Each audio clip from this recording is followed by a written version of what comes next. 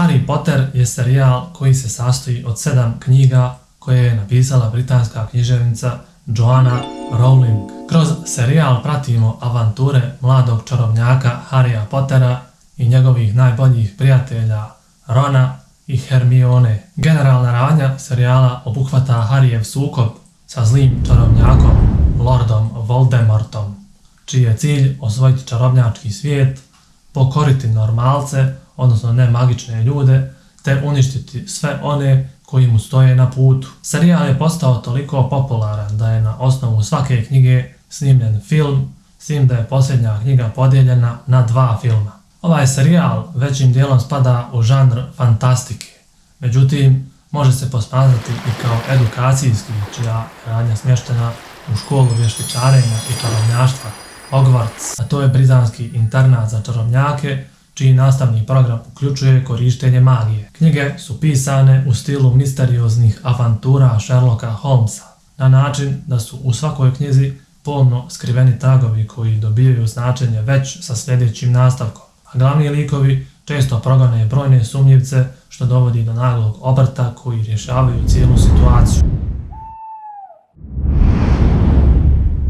Glavni lik serijala Harry Potter je siroče koje živi sa svojim okrutnim rođacima. Oni su ga u početku držali u potpunom neznanju što se tiče njegovog čarobnjačkog nasljeđa iz razloga što preziru njegovu neprirodnost.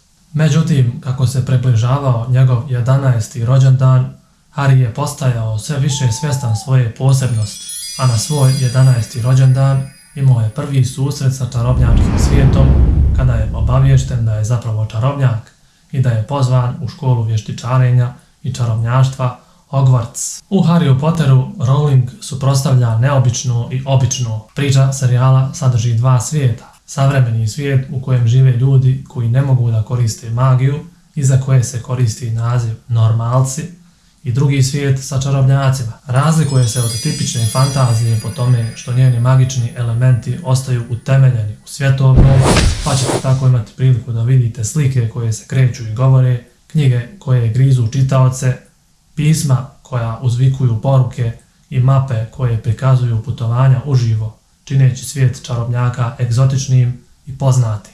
Ova mješavina realističnih i romantičnih elemenata proteže se i na likove.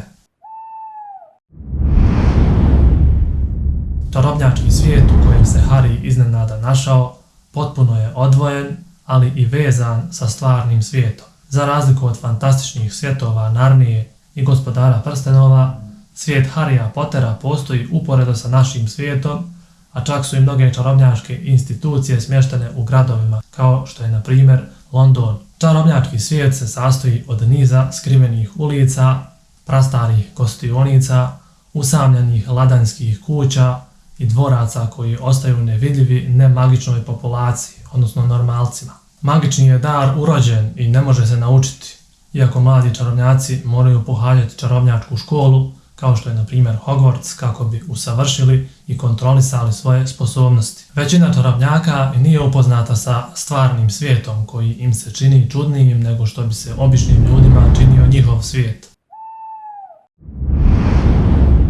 Radnja u svakoj knjizi se odvija u toku jedne školske godine. Harry se uglavnom bori sa problemima sa kojima se susreće, a suočavanje sa njima često uključuje potrebu za kršenjem nekih školskih pravila, što naravno izaziva određene posljedice. Jedini izuzetak od ovog okruženja usredotočenog na školu je posljednji roman Harry Potter i relikvije smrti, u kojem Harry i njegovi prijatelji provode većinu vremena daleko od Hogwartsa. Prvi roman, koji nosi naziv Harry Potter i kamen mudrosti, započinje 1. novembra 1981. godine na dan pun čudnih i neobjašnjivih događaja. Zvijezde padalice, neobično velik broj sova, čudno odjeveni stranci koji sretno pozdravljaju normalce na ulici. Izvor tih čudnih događaja je slavlje inače pritajenog čarobnjačkog svijeta, koji je godinama terorizirao Lord Voldemort, koji je pokušavao prigrabiti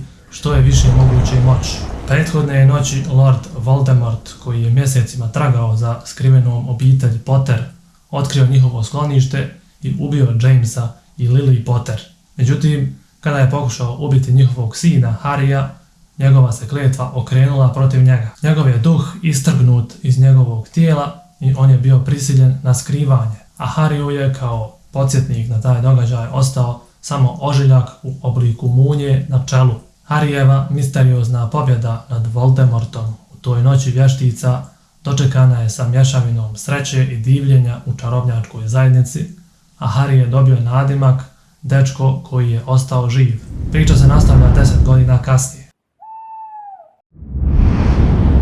Dok se Harry Potter može posmatrati kao priča o dobru protiv zla, njegove moralne podjele nisu apsolutne. Prvi utisci o likovima su često pogrešni. U ovom svijetu dobro i zlo su izbori, a ne inherentni atributi, a druge šanse i mogućnost iskupljenja su ključne teme serijala. Shodno tome, knjige u ovom serijalu postepeno postaju mračnije do otprilike polovine serije, te ona u tom trenutku naglo mijenja svoju ciljnu publiku sa djece na tinejdžere. Takva promjena tona je omogućila autorici da drži korak sa generacijom obožavatelja koji su postajali sve bliže odrasloj dobi. Priče su postajale mračnije kako je njihova ciljna publika starila. Zanimljiva je ideja da priča raste sa godinama svoje početne baze obožavatelja. Međutim, to može biti i mana ovoga serijala, jer buduće generacije neće morati čekati po nekoliko godina da se napiše sljedeća knjiga, jer je serijal već završen.